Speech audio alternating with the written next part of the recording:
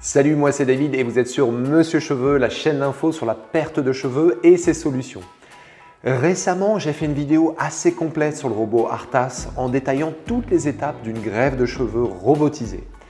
Si vous ne l'avez pas encore vue, je vous invite à la regarder et vous trouverez le lien dans la description de cette vidéo. Aujourd'hui, je vais vous donner mon avis sur les performances de ce robot et je vous dirai à la fin de cette vidéo s'il peut remplacer un médecin pour réaliser votre greffe de cheveux et si ses résultats sont meilleurs que ceux de la main humaine. Tout d'abord, je dois quand même vous dire qu'adapter un bras robotisé utilisé dans l'industrie pour effectuer de la greffe de cheveux, c'est une sacrée prouesse technologique. En même temps, ce n'est pas la première fois qu'un bras robotisé est utilisé dans le domaine médical. Aujourd'hui, certaines chirurgies qui nécessitent une précision extrême, comme par exemple les interventions du cerveau ou du cœur, elles sont réalisées à l'aide d'un bras robotisé. Dans ces interventions, il y a des enjeux de vie ou de mort et le bras, il peut effectuer des gestes d'une précision et d'une minutie que même les meilleurs chirurgiens au monde ne peuvent atteindre. Un autre intérêt, c'est que contrairement à une main humaine, le robot, lui, il ne tremble pas, donc on évite également les facteurs de risque liés à l'humain. Pour autant, est-ce que cela veut dire que le robot est indispensable dans le domaine de la greffe de cheveux et qu'il va remplacer l'homme? Je vais vous donner la réponse dans quelques secondes, mais avant toute chose, je tiens à vous remercier car vous êtes de plus en plus nombreux à regarder et à liker mes vidéos. C'est bien. Je vous remercie, vous êtes formidables, mais abonnez-vous! Ah ouais, soyez pas timide, il y a énormément de personnes qui regardent ces vidéos, mais pas tant qui s'abonnent. Donc, n'hésitez pas à le faire, personne n'ira regarder sur votre compte YouTube si vous regardez mes vidéos, si vous perdez vos cheveux. Bon, revenons-en au sujet. Voici les points forts qui ont été mis en avant par les développeurs d'Artas. Gain de temps dans l'intervention, meilleure sélection des follicules et un taux de transection minime, une meilleure cicatrisation de la zone de prélèvement et moins de cicatrices qu'avec la bandelette ou la FUE, un résultat plus naturel, adapté à tous les cas, donc pour tous les patients, tous les types de perte de cheveux, un coût moins important qu'une greffe traditionnelle. Non, là je déconne, une greffe Artas, ça coûte un bras et c'est normal. Je vais reprendre tous ces arguments et les analyser un par un, puis je vous donnerai mon avis pour chacun des arguments. Premier argument, le gain de temps dans l'intervention. Aujourd'hui, une greffe de cheveux, on la réalise généralement en une journée de 6 à 8 heures selon le nombre de follicules prélevés. À titre de comparaison, partons sur une intervention de 2000 follicules réalisée par un docteur et 1 à 2 assistants. Dans ces conditions, il faut 6 heures de travail à l'équipe pour réaliser une greffe de cheveux de A à Z. Donc la question c'est combien de temps fait gagner le robot sur cette intervention et comment se traduit ce gain de temps pour le patient? Est-ce que ça veut dire moins de fatigue pour le patient et est-ce que c'est moins cher? Eh bien, dans ce cas de figure, le robot peut faire gagner tout au mieux 30 minutes. Quoi? Seulement 30 minutes? Attends, c'est quoi le deal? Voilà le deal. Le robot, il ne fait pas le travail tout seul et il nécessite l'intervention constante d'un docteur, d'assistants, de techniciens pour réaliser la greffe. Il n'est pas autonome. Avant de pouvoir scanner la zone à extraire et extraire les follicules, il faut placer un cadre de 3,5 cm de côté pour que le robot puisse effectuer cette tâche. Il ne peut pas scanner et travailler exactement où il veut. Et en fonction du nombre de follicules à extraire, il va falloir déplacer et replacer ce cadre plusieurs fois sur le cuir chevelu du patient pour achever l'extraction. Il faut 1 à 2 personnes pour réaliser cette tâche et s'assurer que la peau est bien tendue dans le cadre pour limiter les risques de transection. Ensuite, il faut une personne qui va venir collecter et retirer les follicules du cuir chevelu au fur et à mesure que la machine détourne les follicules à l'aide de son punch. La machine, elle ne peut pas retirer des follicules tout seul et les stocker. Il faut donc une personne pour réaliser cette tâche. Et évidemment, pour que cette personne puisse le faire en toute sécurité et ne pas parasiter la machine, il faut contrôler la cadence de cette machine. En bref, ne pas aller trop vite. Une fois que les follicules sont prélevés, il faut les trier, les compter, les hydrater et les stocker dans une solution adaptée avant de pouvoir les implanter. Là encore, la machine, elle ne peut pas effectuer cette tâche. Il faut une personne dédiée à cette opération et cela prend du temps de classer, trier, compter 2000 follicules. Une fois que l'extraction est réalisée, là il y a plusieurs options. Première option, la machine s'arrête et une équipe d'un docteur et de 2 assistants effectue l'implantation. Dans ce cas de figure, on peut laisser tomber le chrono, car si on veut que l'implantation se passe bien, il ne faut pas se précipiter. Deuxième option, la machine elle fait des pré-trous et une équipe de techniciens ou le docteur implante les follicules à l'aide de forceps. Il pourrait y avoir un petit gain de temps et éventuellement de précision, car la machine elle fait ce travail, mais en réalité, non seulement il faut préparer la zone d'implantation minutieusement en la délimitant avec des petits repères collants qui comportent un code barre que l'on applique sur le cuir chevelu du patient. Ensuite seulement l'équipe peut implanter. Donc ce qui pourrait être gagné en temps finalement est finalement compensé par la préparation de la zone d'implantation. Troisième option d'implantation, le robot il fait l'implantation. Aujourd'hui, assez étonnamment, très peu de docteurs utilisent Artas pour l'implantation et pourtant la version la plus évoluée du robot, eh bien, elle peut le faire. Mais pourquoi? Eh bien, une des raisons les plus évidentes, c'est que cela prend du temps. Non seulement il faut préparer la zone d'implantation avant que le robot puisse travailler, et en plus le robot il ne peut implanter qu'un nombre de follicules limité en une fois.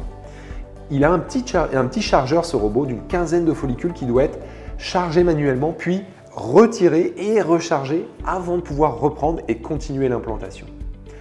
En gros, il y a des temps d'arrêt constants pendant l'implantation et plusieurs personnes sont nécessitées pour effectuer cette opération. Bref, plus simple d'implanter à la main.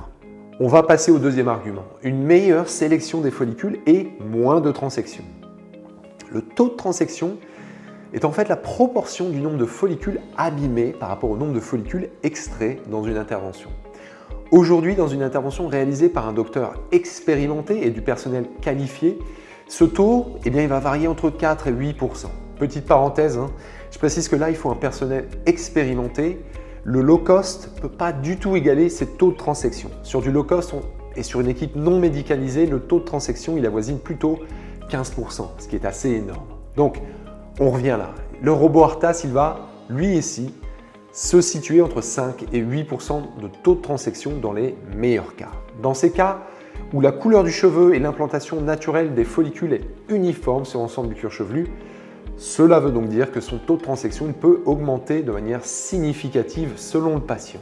Donc, quand on compare le taux de transection de Artas à celui d'une équipe de choc, en gros, c'est kiff-kiff. La machine, elle ne fait absolument pas mieux que l'homme. En revanche, si on compare avec une intervention réalisée à la chaîne, en low cost, Artas sera plus compétitif. Passons au troisième argument, une meilleure cicatrisation de la zone de prélèvement, une extraction mieux répartie et moins de marques liées à une meilleure précision dans l'extraction.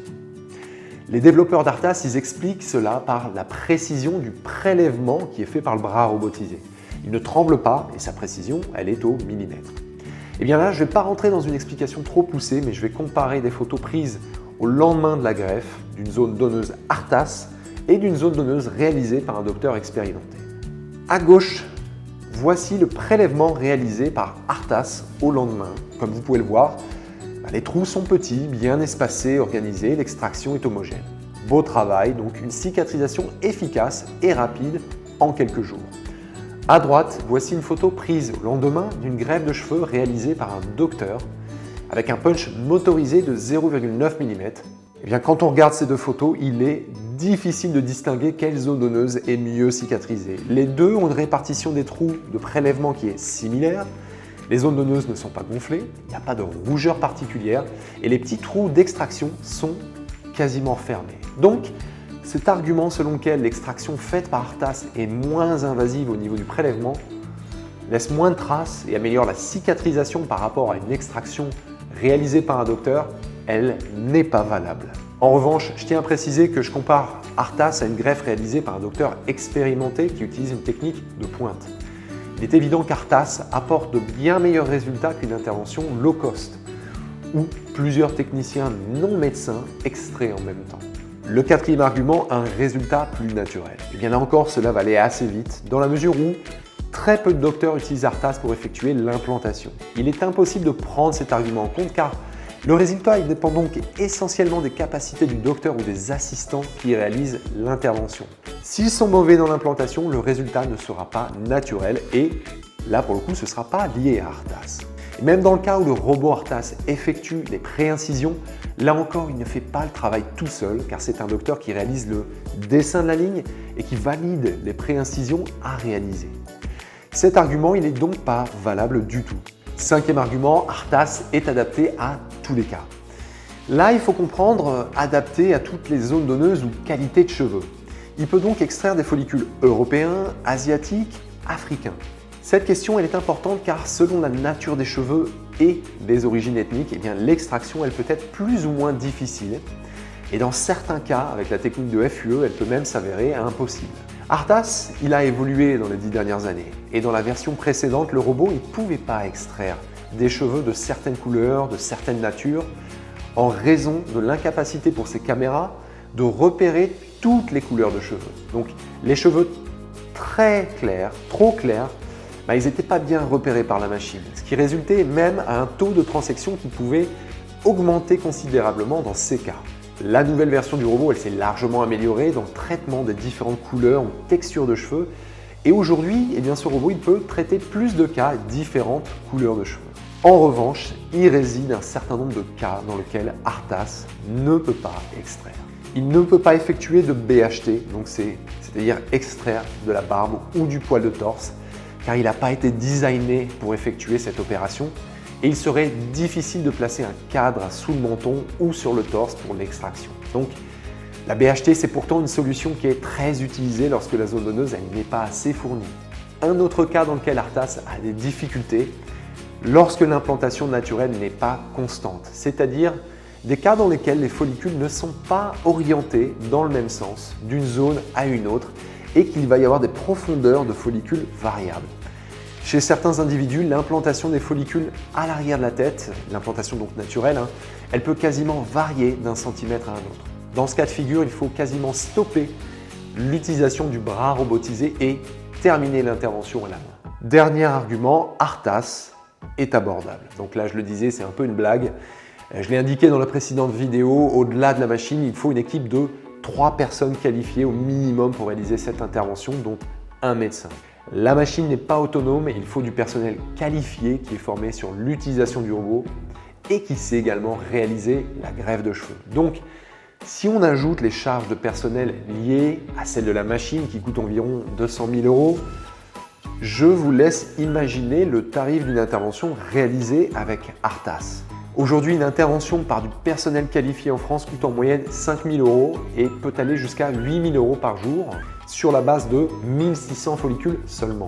Si vous utilisez un personnel qualifié, que vous devez amortir le coût de la machine ou des machines, alors le tarif il ne peut que exploser. Les tarifs sont quasiment de 6 à 7 € par follicule, ce qui est extrêmement cher et qui n'est clairement pas à la portée de tous les portefeuilles. Voilà. Vous aurez compris que je ne suis pas encore conquis par Artas. Non seulement la machine elle n'est pas autonome et elle nécessite beaucoup de personnel pour l'assister dans la greffe, mais en plus, elle ne surpasse pas encore les capacités d'un docteur et d'une équipe expérimentée. Donc aujourd'hui, au-delà d'un aspect marketing, moi j'ai beaucoup de mal à comprendre l'intérêt d'utiliser Artas et franchement, je ne le recommanderais même pas si je ne connais pas le docteur qui va réaliser l'implantation. Artas a certainement un avenir, mais dans une version beaucoup plus autonome et à condition de réduire son tarif pour la rendre plus abordable au public. Voilà. J'espère que cette vidéo vous a plu et si c'est le cas, je vous invite à la liker, à vous abonner à cette chaîne et à appuyer sur la cloche pour recevoir des notifications quand mes prochaines vidéos sortent. Allez sur mon site monsieurcheveux.fr pour en savoir un peu plus sur mon parcours et prenez un appel conseil gratuit si vous souhaitez mettre en place un projet de greffe de cheveux et être accompagné dans cette démarche. Moi-même ou un des membres de mon équipe, nous ferons un plaisir de vous répondre et de vous conseiller au mieux pour votre projet de greffe. Je vous dis à très bientôt pour une prochaine vidéo. Tchuss!